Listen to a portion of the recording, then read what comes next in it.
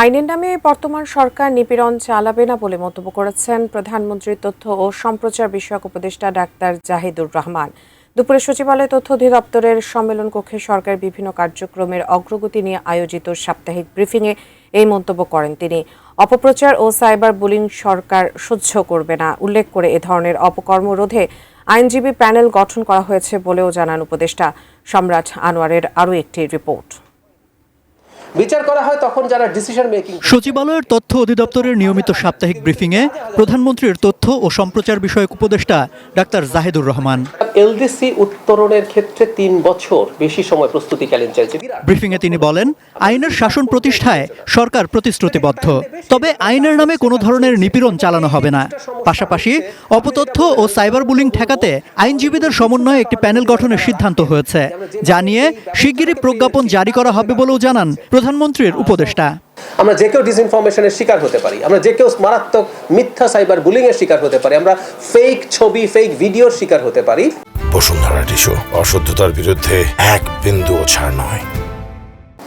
সেই রকম মানুষদের জন্য সুখবর হচ্ছে এই আইনজীবী প্যানেল যেটার কথা বলা হয়েছিল, এটা গঠন সম্পূর্ণ হয়েছে। কিন্তু যে কথাটা বারবার বলছি, একটা জিনিসকে ভয় পেতে হবে, আপনি আইন ভাঙতে পারেন না। এখন আমরা আইনের নামে নিপীড়ন চালাবো কিনা, এটা হচ্ছে প্রশ্ন। উত্তর হচ্ছে না, চালাবো না, কারণ আমরা একটা ফ্যাসিস্ট বা মাফিয়া রেজিম নই।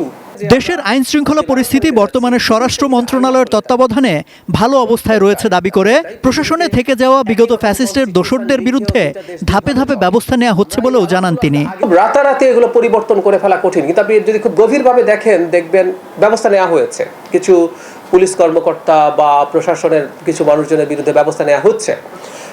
এটা একটু সময় লাগবে, কারণ মাইলস্টোন ট্র্যাজেডিতে হতাহতদের ক্ষতিপূরণ এখনো না পাওয়াকে হতাশাজনক উল্লেখ করে রাষ্ট্রের সক্ষমতা বিবেচনায় দ্রুত ব্যবস্থা নেওয়া হবে বলে জানান প্রধানমন্ত্রীর উপদেষ্টা। পরিবারগুলো ক্ষতিপূরণ পায়নি। আমাদেরও দায়িত্বে আসার 5 মাস হয়ে গেছে, এটা আমাদেরও খানিকটা ব্যর্থতা। নিশ্চয়ই আমরা এটা রিকভার করার চেষ্টা করব। এক প্রশ্নের জবাবে মন্ত্রিপরিষদের কোনো সদস্য প্রত্যাশা অনুযায়ী কাজ করতে ব্যর্থ হলে প্রধানমন্ত্রী প্রয়োজন মনে করলে মন্ত্রিসভায় রদবদল বা মন্ত্রণালয়ের দায়িত্ব পুনর্বণ্টন করতে পারেন বলেও মন্তব্য করেন ডাক্তার জাহিদুর রহমান। বুঝি ওনার যদি কখনো মনে হয় যে কেউ ভালো পারফর্ম করতে পারছেন না, তার জায়গায় দপ্তর পুনর্বণ্টন অথবা নতুন কাউকে দেয়া, এগুলো যদি প্রয়োজন মনে করেন তিনি সেটা করবেন।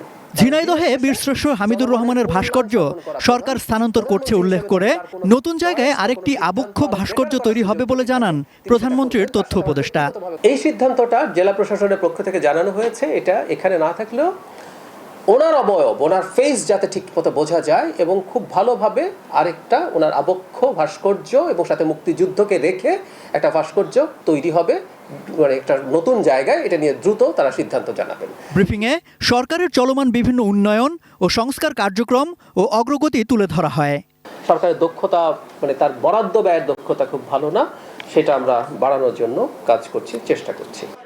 সম্রাট আনোয়ার, এটি নিউজ, ঢাকা।